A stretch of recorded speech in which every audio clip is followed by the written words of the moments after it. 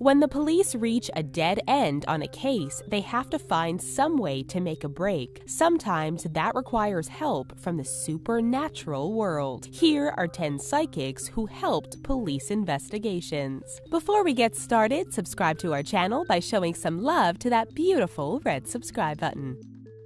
Christy Robinette. Christy Robinette has had psychic abilities her whole life, but didn't come to accept them until she was older. When she started getting visions and visitations from the dead, one such visitor named Ashley kept coming to her. When Christy saw Ashley's face on a Crime Stoppers ad, she knew she had to go to the police. Christy was able to lead the detectives to Ashley's body as well as arrest her boyfriend who was responsible. Christy continues to aid police on their investigations, and she has also written several books about her gifts. Philippe Durand.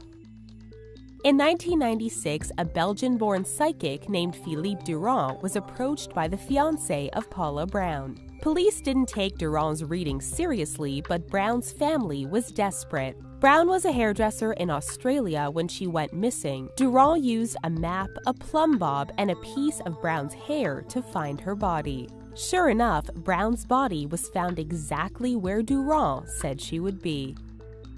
Alison Dubois.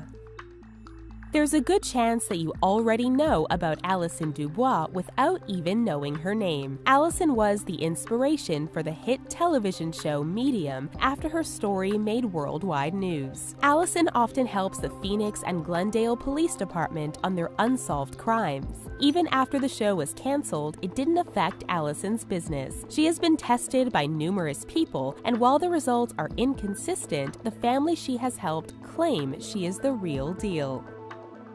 Debbie Malone.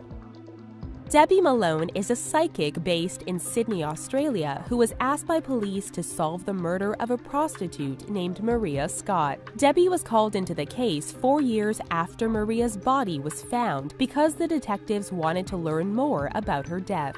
Debbie led police to a cabin and said that was where Maria was killed. Then Debbie said she felt like the murderer was a ghost and just walked through her. Police then told Debbie that the murderer had committed suicide. Nancy Meyer. Nancy Meyer is a psychic detective who is no stranger to the local police departments. She was called in by the family of 76-year-old Sylvester Tonette to help locate him. Nancy told the family that he was dead, but he didn't die from foul play. Instead, Sylvester got lost in the woods and died from exposure. Nancy also told the police that Sylvester's body was further out than where they were looking. She marked his location on a map, and police found Sylvester's body about 150 yards away from Nancy's pinpoint. Dorothy Allison.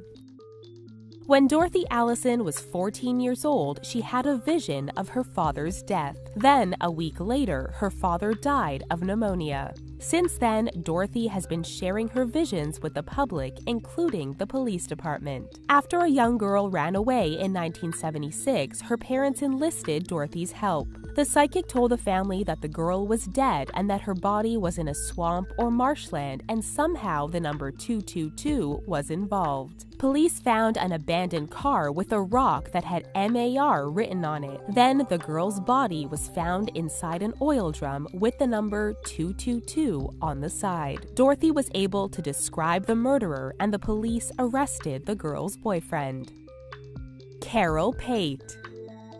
From the time she was 12 years old, psychic Carol Pate was aiding law enforcement on missing persons, murder, and embezzlement cases. Her work garnered a lot of attention, and she made numerous television appearances on shows like Psychic Detectives and was even on Larry King Live. In one case, police mailed Carol photos of the victim and the crime scene, and she was able to tell them exactly where the victim's body was buried. When police checked, sure enough, there was a body. Etta Louise Smith. Psychic Etta Louise Smith was so good at what she did that she found herself on trial for murder. When a nurse named Melanie Uribe went missing after not showing up to work for 2 days, police went on a search and the story went public.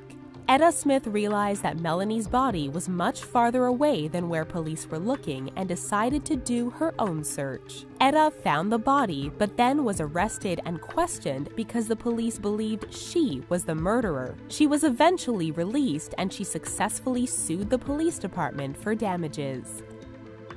Noreen Rainier. In 1984, Arthur Herbert disappeared while flying his plane along with 3 other passengers. The search was eventually called off after a long period of time. Arthur's sister decided to call in psychic Noreen Rainier for help. Noreen was able to give Herbert's sister the exact coordinates of the crash site and even told her what Arthur's last moments were like. When police checked the coordinates, there was the crashed plane right where Noreen said it would be. Carla Barron. Carla Barron is a psychic based in Los Angeles whose claim to fame was being the psychic consulted during the O.J. Simpson trial. However, Barron's real claim to fame was when she accurately predicted that Elizabeth Smart was still alive. She is often consulted on difficult cases, and rumor has it that she was involved in the John Benet Ramsey murder case, but she was unable to provide helpful information. What do you think? Are these psychics legit or just full of hot air? Check out these other videos from The Richest and tell us what you think in the comments. Thank you for watching.